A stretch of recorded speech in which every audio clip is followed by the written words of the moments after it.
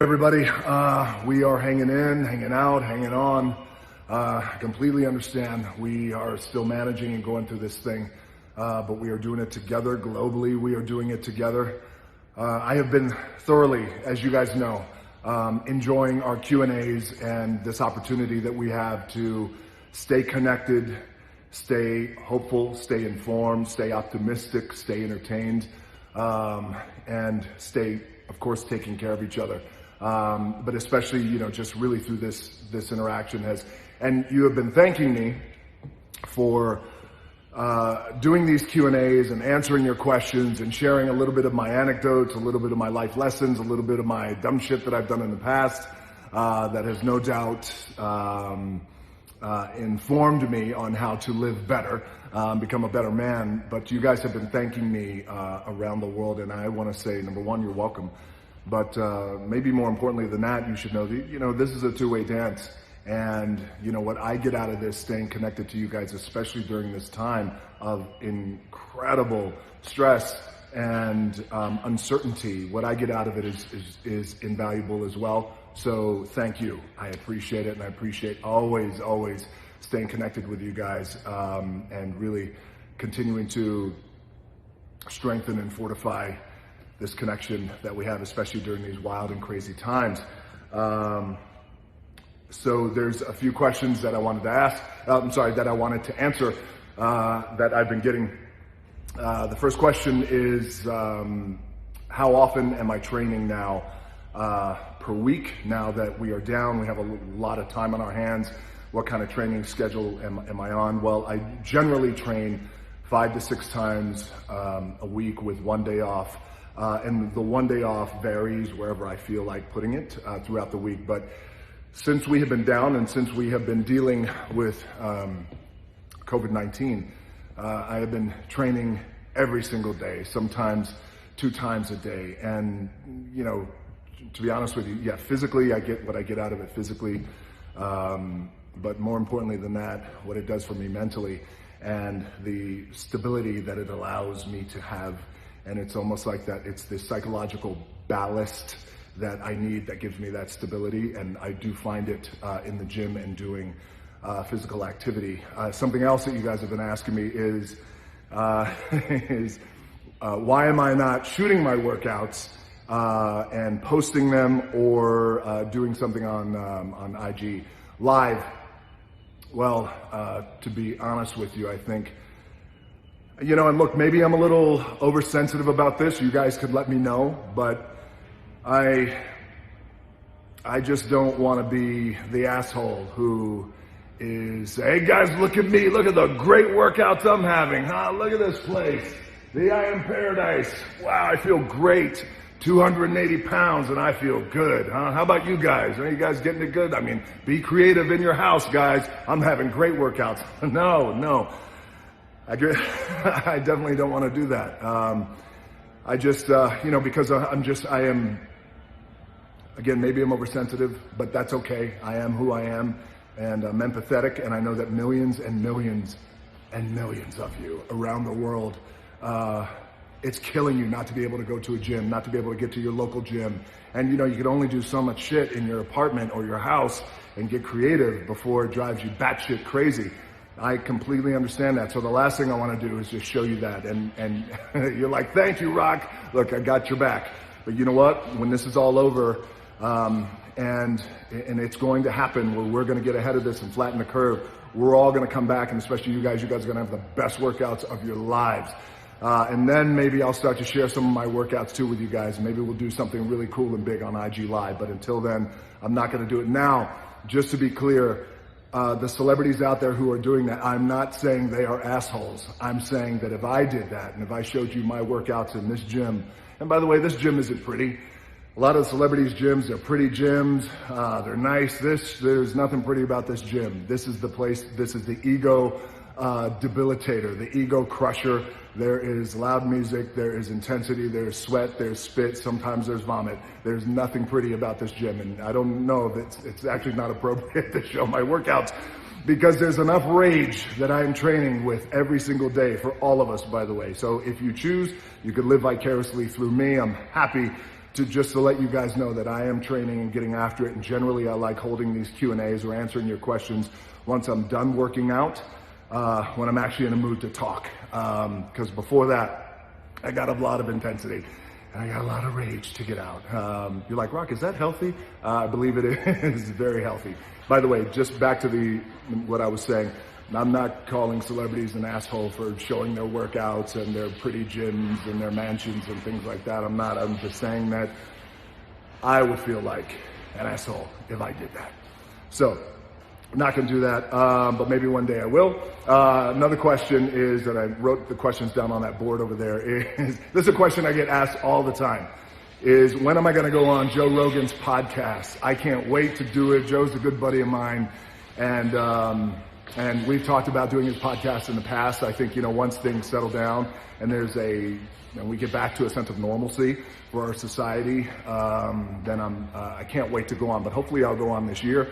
Again, he's a buddy of mine, and I'm really proud of him too, because, he not only is he kicking ass out there, he's so incredibly successful, but it's also incredibly difficult, I think, to start off someplace, and I believe he started off in the world of entertainment and comedy, and then transition and transcend that to a world of MMA, and now for him to be the voice, the global voice of the UFC, and certainly with the success of his podcast, I'm quite proud of him, and he's kicking ass, and he shoots from the hip, and he works his ass off in the gym, so he takes a page out of my DNA. So one day I look forward to doing my buddy's podcast. The other question, and this is a question, it's actually the number one question that I've been asked, that is, how do I feel about the coronavirus? How are we dealing with it as a family? And is there any intel that I could share with you guys? Well, there's not any intel that I have that you guys don't already have. The truth is we're dealing with it just like you guys are all around the world as a family, doing the best we can to manage it, trying to stay informed, and trying to stay disciplined when it comes to social distancing. And what's really interesting during this time, it's a very trying time. And I think, for us as a family, just trying in terms of the unknown, and it's the great uncertainty. And we have gone through life fairly knowing what tomorrow can hopefully look like, that tomorrow can bring a brighter light, that tomorrow will bring some sunshine to an otherwise dark time. Usually we're able to count on that. Now, what's interesting about this time is we can't count on that.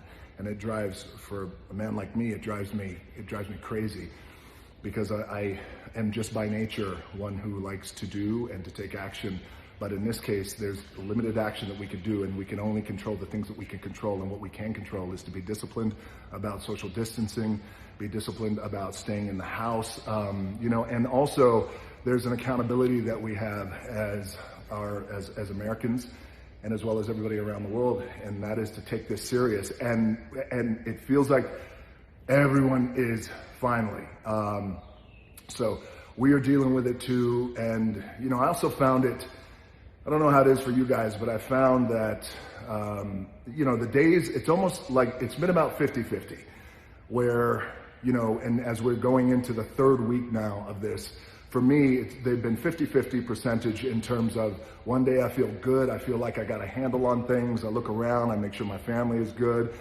And, the number one priority for us as a family, like many of you guys out there around the world, is making sure that as best we can, that our children and our babies don't feel a big disruption in their life.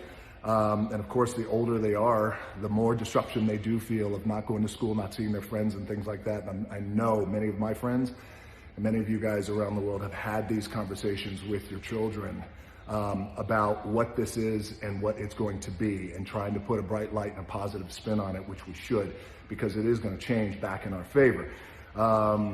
And what I've found is my days have been about 50-50 with this thing, where I'll have a good day, and then the next day will be a little wobbly. And the wobbly comes in, again, just the unknown and not knowing. And it's also what I have found.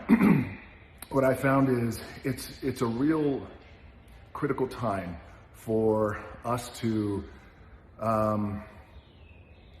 it's a critical time for us to exercise and manage our emotions through this thing, because you spend enough time on the internet, you could 2 clicks down, and all of a sudden you're in a wormhole, and all of a sudden we're going to get wiped out as a society, and all of a sudden there's conspiracy theories going on. I mean, you really got to be careful. I think as it relates to the news, within about a 5 to 10 minute span, we could get the bottom line brass tacks of what's going on in our country and all around the world, and then that's it, and then that's where I leave it. But for me, it's been about a 50-50 shot so far. I want to start, eventually 75-25. I'd like to get into that place, then eventually 100%, but we'll see. Something also interesting that I want to share with you guys regarding this, and you're probably feeling it too, something that's in the air. I was talking to a friend of mine, and we were talking today, and we were talking about, and because I brought this up because I was like, man, I feel like I'm grieving again. I feel like I'm grieving. My dad decided to check out, and he dropped dead January 15th of this year, and without saying goodbye, and just, it happened so quick. Bang, didn't get a chance to say goodbye, and it just slipped through my hands. He slipped through my hands. And I grieved as much as I could. We went to the funeral. I wrote the eulogy. It was a beautiful ceremony. But I also felt like I had to immediately throw myself right back into work, and that's what I did. So I'm not quite too sure if I actually had a chance to grieve properly and give myself the time and space to do that. But this time, there's been days where I've woken up and felt like moments throughout the day, like, this feels like, am I grieving? But I was talking to my friend today who had such an incredible perspective, which is, the world is actually grieving, and it's in the air. There's a global grief that's going on, and it's in the air. And the reason why I'm sharing this perspective with you is because it's almost like when we could come up 50,000 feet in the air and get a really nice high perspective, and we're not down in the weeds and down in the muck of things, which, again, this is where we have to exercise that managing quality that we have. We got to manage our emotions, because it's easy to get pulled down and sucked down, especially when it comes to mental wellness. And it's good to come up and have this perspective up here, 50,000 feet, because then you realize that the entire globe is going through this grief, and it's the grief of the unknown. And when something like that is so heavy and it's in the air, it permeates all of us, and we've got to be careful about it. This is where, again, you got to lean on your partners, your wife, your husband, your loved ones, the things that you love to do, meditate, things that make you happy, cook together. We're spending a lot of time at home now, but it is a real, it's an awareness thing. And again, when things are that heavy, it of course, no wonder we wake up and we feel like 50-50. Sometimes we're great, sometimes we're wobbly. But also, the thing that I keep coming back to is a fundamental quality of faith. And I don't mean religious faith, but I just mean the quality of having faith that things are going to get better. And that's not just blind faith. That's faith based on fact. And the fact is, we've already seen globally that China is bouncing back slowly but surely. They flattened their curve. They're bouncing back. By the way, it doesn't matter to me where it came from. It's not a China virus. It's not a Chinese virus. It's a human global virus that we're all dealing with. I don't care at this point where it came from. All I care about is our people, our human race, and how fast and smart and effective and empathetically we can all mobilize to combat this thing and get ahead of it. That's all I care about. We're going to have conversations with China, I'm sure, as a country, and just to figure out what they learned, how we can become more informed to make sure that if it comes back round 2 in the next flu season, we are even better equipped. So the point is we are already seeing an uptick. So there's glimmers of hope there. There's glimmers of hope there. Italy, my heart goes out to Italy and everything, the devastation, the heartbreak devastation that they're going through. I believe that yesterday was the very first day, a glimmer of hope, where the surge wasn't as strong, the spike wasn't as strong, and it leveled just a little bit. I believe it was yesterday, which again it's a positive ray of light. So we are seeing that right now, of course, in our own country, our own nation, our own people, our American people, as we are hunkering down, as we go into week 3, I believe we're going to have to go into this week 4, week 5. It feels like at that point, we're hopefully, fingers crossed, we're going to start to see a leveling off. I'm concerned about New York and everything that's happening in New York right now. And everybody on the front lines, of course, the doctors, the nurses, the healthcare workers, all across the country. So I'd like to see New York, where it has become the epicenter. I'd like to see that curve flatten. And fingers crossed it happens within the next week, 2 weeks, 3. I don't know. I'm not a doctor, nor am I the president in the administration, so I'm not privy to what they're seeing and what they're finding. But getting back to hope and faith is that fundamental key quality that we've got to hold on to. So again, it's not blind faith. It's faith when you look around the world and you're seeing positive things happening. Even if they're slow, you're seeing positive things happening through their own social distancing and through their own self-policing that they're doing. Men, I was thinking about this too. This is directly to the men out there. We as men, we like to fix shit. And we take pride in that. It's like the two-hand philosophy that I always talk about. It's like, I'm going to fix it. What's the problem? I'm going to fix it. This is how many of fights with our wives and loved ones have happened, where they would ultimately go, I don't need you to fix shit. I just need you to understand. Baby, I understand. Now let me fix it.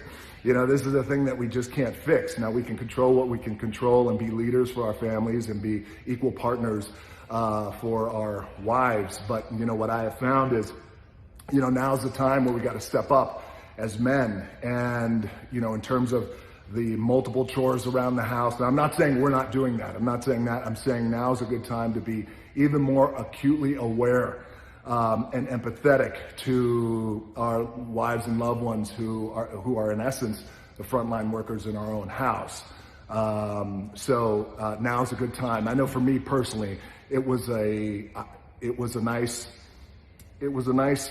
awareness factor that I was able to shift into and go, okay, I need to calm down my jets in terms of trying to fix things and do little things around the house that I otherwise haven't been doing, but I'm happy to do now. And you know what? Those little things around the house, men, make a big difference with our wives and our girlfriends and our loved ones and our partners. So, what else? What else did I write down? I wrote down something over there. So this is a good one. I think this weekend what we'll do is I'm gonna go live on IGTV, and I'm gonna break out my bottle of Terramana. I'm gonna break out my favorite drinking glass. I might even bring a shaker. I might even make a margarita. We'll see. And I might even break out my cheat meal. And I want all you guys around the world to join me if you're up and awake. I want you to break out your favorite bottle of your favorite spirit, of your favorite liquid, whatever you want to drink. And many of you already have your bottles of Terramana, which I appreciate. Break out your bottles of Terramana. Break out your favorite cheat meal.